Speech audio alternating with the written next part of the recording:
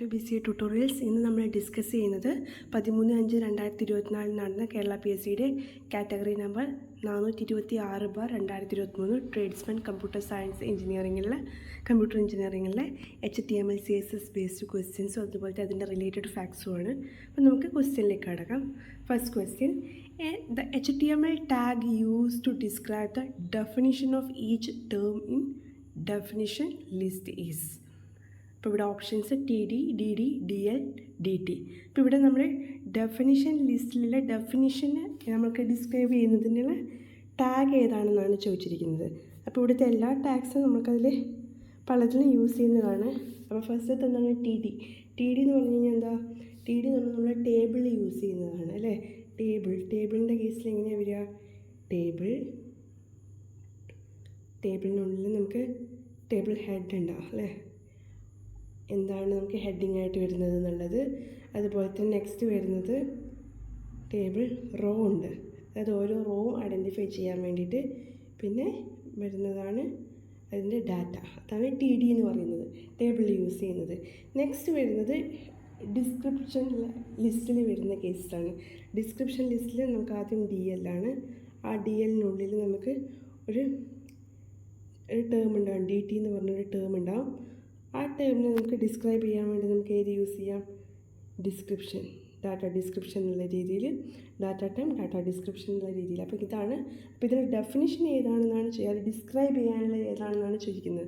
ഇവിടെ നമ്മൾ ഇപ്പോൾ ഒരു ലിസ്റ്റ് നമ്മൾ തന്നിരിക്കുന്നത്, ഇപ്പോൾ ഫ്രൂട്ട്സിൻ്റെ ലിസ്റ്റാണ് എങ്കിൽ ആദ്യം നമ്മളൊരു ലിസ്റ്റ് ഐഡൻറ്റിഫൈ ചെയ്യാൻ വേണ്ടി TL കൊടുക്കാം. ആ കൊടുത്തു കഴിഞ്ഞ് കഴിഞ്ഞാൽ അപ്പോൾ നമ്മളതിൽ ആപ്പിൾ ആണെങ്കിൽ ആ ആപ്പിൾ എന്നുള്ളത് നമ്മൾ കൊടുക്കുന്നത് ഏതിലായിരിക്കും? ആപ്പിൾ എന്നുള്ളത് നമ്മൾ എവിടെയായിരിക്കും കൊടുക്കുക? അത് DTയിലാണ് കൊടുക്കുക. ഓക്കെ, DTയിലാണ് നമ്മൾ ആപ്പിൾ എന്നുള്ളത് കൊടുക്കുന്നത്. അതിന് ശേഷം അതിന് ഡിസ്ക്രിപ്ഷനാണ് നമുക്ക് ഇവിടെ താഴെ കൊടുക്കുന്നത്. ഡാറ്റ ഡിസ്ക്രിപ്ഷനാണ് നമുക്ക് ആ ആപ്പിളിനെ കുറിച്ചിട്ടുള്ള ഒരു ഡിസ്ക്രിപ്ഷൻ എന്നുള്ള രീതിയിൽ. അതാണ് DD എന്ന് പറയുന്നത്. അപ്പോൾ ഇതിൻ്റെ ആൻസർ എന്താണ്? ഇതിൻ്റെ ആൻസർ എന്ന് പറയുന്നത് DD ആണ്. Okay, next option. Next question, which language is primarily used for coding static website? Static വെബ്സൈറ്റിന് വേണ്ടി നമ്മൾ യൂസ് ചെയ്യുന്നത് എന്താണെന്ന്. അപ്പോൾ ഇതിൽ കൊടുത്തിരിക്കുന്നത് ജാവാസ്ക്രിപ്റ്റ്, HTML, PHP.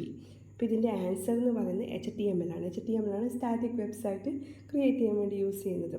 അപ്പോൾ ജാവ എന്ന് പറയുന്നത് എന്താണ്? അതൊരു സെർവർ സൈഡിൽ വരുന്ന ഒരു പ്രോഗ്രാമിംഗ് ലാംഗ്വേജാണ് ജാവ എന്ന് പറയുന്നത്. ജാവാസ്ക്രിപ്റ്റ് എന്ന് പറയുന്നത് CSS പോലെ നമ്മൾ സ്റ്റൈലിങ്ങിനൊക്കെ യൂസ് ചെയ്യാൻ വേണ്ടി പറ്റുന്നതാണ്. ദെൻ PHP എന്ന് പറയുന്നത് ഒരു സെർവർ സൈഡ് സ്ക്രിപ്റ്റിംഗ് ലാംഗ്വേജ് ആണ്. ഓക്കെ, ഇത് സ്ക്രിപ്റ്റിംഗ് ലാംഗ്വേജ് ആണ് PHP എന്ന് പറയുന്നത്. അപ്പോൾ ഇതിൻ്റെ ആൻസർ എന്ന് പറയുന്നത് HTML ആണ്.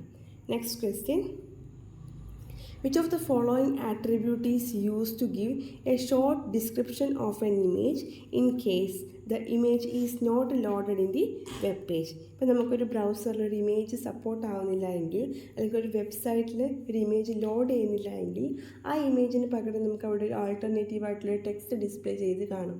അപ്പോൾ അത്തരത്തിൽ ഡിസ്പ്ലേ ചെയ്യാൻ വേണ്ടി നമ്മളവിടെ എന്ത് ഷോർട്ട് ഡിസ്ക്രിപ്ഷൻ കൊടുക്കണം, എന്ത് ആട്രിബ്യൂട്ടാണ് നമ്മൾ യൂസ് ചെയ്യുന്നതാണ് ചോദിച്ചിരിക്കുന്നത്. ഇവിടുത്തെ options Alt, SRC, DES, HREF. അപ്പോൾ ഇതിൻ്റെ ആൻസർ എന്ന് പറയുന്നത് Alt ആണ്. അതായത് ആൾട്ടർനേറ്റീവ് ടെക്സ്റ്റ് എന്നുള്ളതിൻ്റെ ഒരു ഷോർട്ട് ഫോമായിട്ട് നമുക്ക് പറയാം. അപ്പോൾ ഇതിൻ്റെ ആൻസർ എന്ന് പറയുന്നത് എന്താ? ALT ആണ്. ഇനി സോഴ്സ് എന്താണ്? സോഴ്സ് എന്ന് പറയുന്നത് നമ്മളൊരു ഇമേജ് കൊടുത്തു കഴിഞ്ഞാൽ ആ ഇമേജ് കൊടുത്തു കഴിഞ്ഞാൽ ആ ഇമേജ് ലോഡ് ചെയ്യാൻ വേണ്ടി നമ്മൾ ഏത് സോഴ്സിൽ നിന്നാണ് എടുക്കുന്നത്? ഇപ്പോൾ for example SRC is equal to image.jpg എന്നാണെന്ന് വിചാരിക്കാം. ഓക്കെ, image.jpg അല്ലെങ്കിൽ cat.jpg ഏതാണോ ഇമേജ് ആ ഇമേജ്, അല്ലെങ്കിൽ അതിൻ്റെ ഫുൾ പാത്ത് കൊടുക്കുക. അത് വേറെ എവിടെയെങ്കിലാണ് ലൊക്കേറ്റ് ചെയ്യുന്നത് എങ്കിൽ, അതല്ലെങ്കിൽ അതിൻ്റെ ഇമേജിൻ്റെ ആ ഒരു പേര് മാത്രം നമുക്കിവിടെ കൊടുക്കാം. ദെൻ ആ ഒരു ബ്രൗസറിൽ അത് ലോഡ് ചെയ്യാൻ വേണ്ടി പറ്റുന്നില്ല, അല്ലെങ്കിൽ അത് ബ്രൗസർ സപ്പോർട്ട് ചെയ്യുന്നില്ല എങ്കിൽ അവിടെ നമുക്ക് കൊടുക്കാൻ വേണ്ടിയിട്ട് നമുക്ക് എന്ത് കൊടുക്കാം?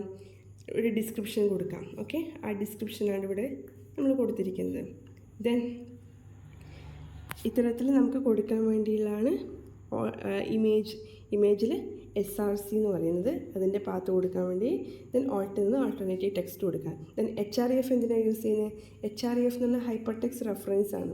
അതായത് നമുക്കിപ്പോൾ ഒരു ഹൈപ്പർ ടെക്സ്റ്റ് നമുക്ക് ലോഡ് ചെയ്യാൻ വേണ്ടി, ഒരു ഹൈപ്പർ ലിങ്ക് ക്രിയേറ്റ് ചെയ്യാൻ വേണ്ടി നമ്മൾ ആങ്കർ ടാഗ് യൂസ് ചെയ്യാറുണ്ട്. അപ്പോൾ അതിന് വേണ്ടിയിട്ടാണ് നമ്മൾ അതിൽ റെഫറൻസ് കൊടുക്കാൻ വേണ്ടിയിട്ടാണ് നമ്മൾ എന്ത് കൊടുക്കുന്നത്? HREF എന്ന് പറയുന്ന ആട്രിബ്യൂട്ട് കൊടുത്തിരിക്കുന്നത്. ഓക്കെ, HREF എന്ന് പറഞ്ഞ് എയിൽ മാത്രമല്ല നമ്മൾ കൊടുക്കാറ്, മറിച്ച് CSSൽ നമ്മൾ external cascading style sheet use ചെയ്യാൻ വേണ്ടിയിട്ട് അതിലേക്ക് ലിങ്ക് കൊടുക്കാൻ വേണ്ടി നമ്മൾ ഏത് കൊടുക്കാറുണ്ട്? HREF കൊടുക്കാറുണ്ട്. ലിങ്കിൽ നമുക്ക് എന്ത് കൊടുക്കാം? HREF കൊടുക്കാറുണ്ട്. അപ്പോൾ HREF അതിൽ കൊടുക്കുകയാണെങ്കിൽ HREF ഈസ് ഈക്വൽ ടു ഏതെങ്കിലും സ്റ്റൈലിൻ്റെ പേര് കൊടുക്കുക, .css എന്നുള്ള എക്സ്റ്റേണൽ ലിങ്ക് നമുക്ക് കൊടുക്കാൻ വേണ്ടിയിട്ട് നമ്മൾ എന്ത് യൂസ് ചെയ്യും? HREF യൂസ് ചെയ്യും. അവിടെ നമുക്ക് റിലേഷൻ കൊടുക്കാൻ REL എന്ത് കൊടുക്കാം? സ്റ്റൈൽ ഷീറ്റ് ആണെന്നുള്ളത് കൊടുക്കാം.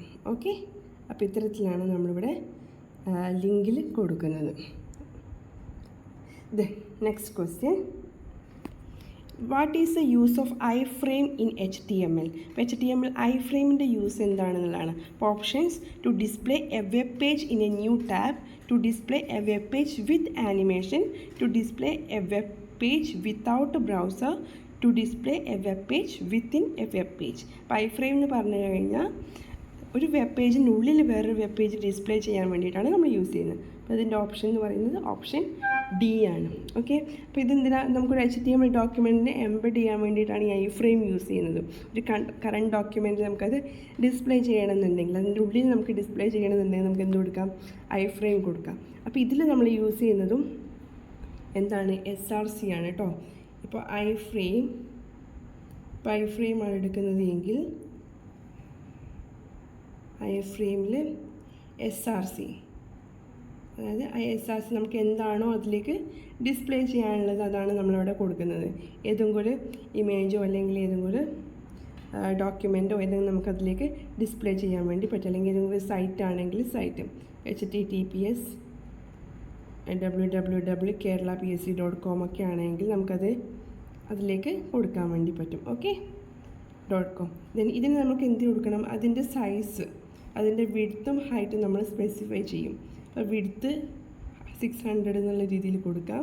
അതുപോലെ തന്നെ ഹൈറ്റും ഇതുപോലെ തന്നെ നമുക്കൊരു വാല്യൂ അസൈൻ ചെയ്ത് കൊടുക്കാം. ഇപ്പോൾ 200 എന്നുള്ളതാണെങ്കിൽ ആ ഒരു സൈസിലായിരിക്കും നമ്മളതിൻ്റെ iframe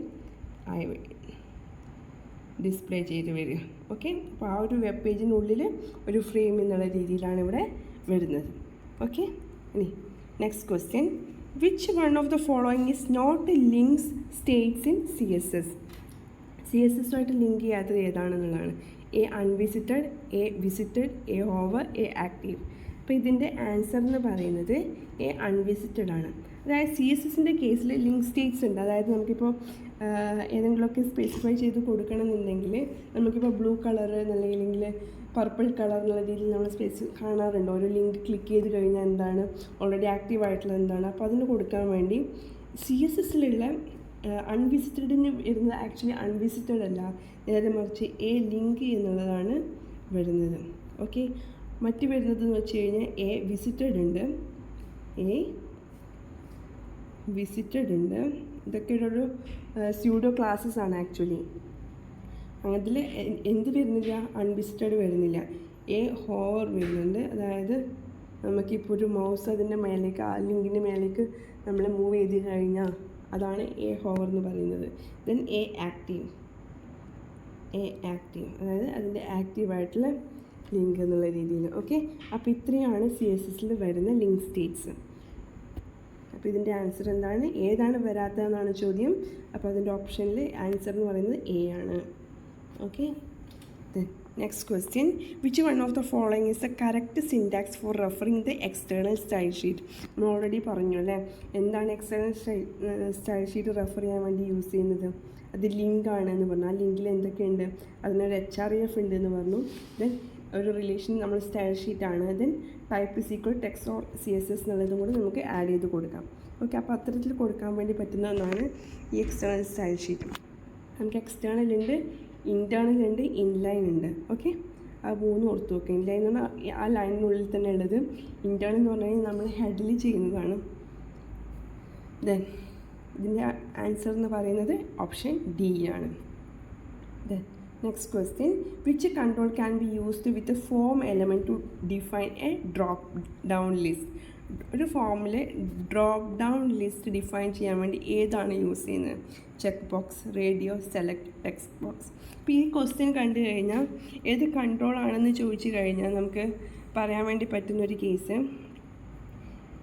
സെലക്റ്റാണ്. കാരണം ഒരു ചെക്ക് ബോക്സും റേഡിയോ എന്ന് പറഞ്ഞാൽ നമുക്കറിയാം ഇൻപുട്ടിലെ ടൈപ്പാണ് അല്ലേ.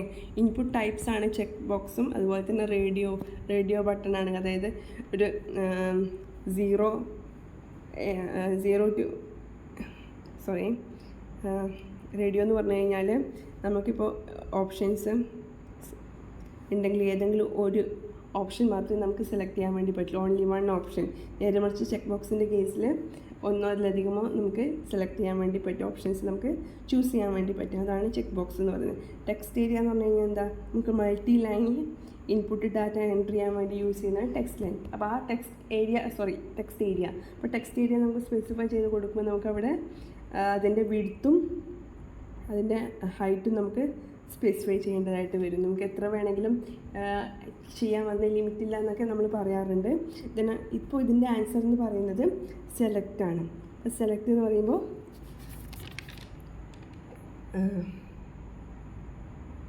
സെലക്ട് എന്ന് പറയുന്ന സമയത്ത് നമുക്ക് ആ ഡ്രോപ്പ് ഡൗൺ ലിസ്റ്റിൽ നമുക്ക് ഏതാണ് നമ്മൾ സെലക്ട് ചെയ്യുന്നത് എന്നുള്ളത് യൂസ് ചെയ്യാൻ വേണ്ടിയിട്ടുള്ളതാണ് ഈ select option. Okay, the next question, which is primarily used for coding static website? ഇത് ഓൾറെഡി നമ്മൾ പറഞ്ഞു കഴിഞ്ഞു.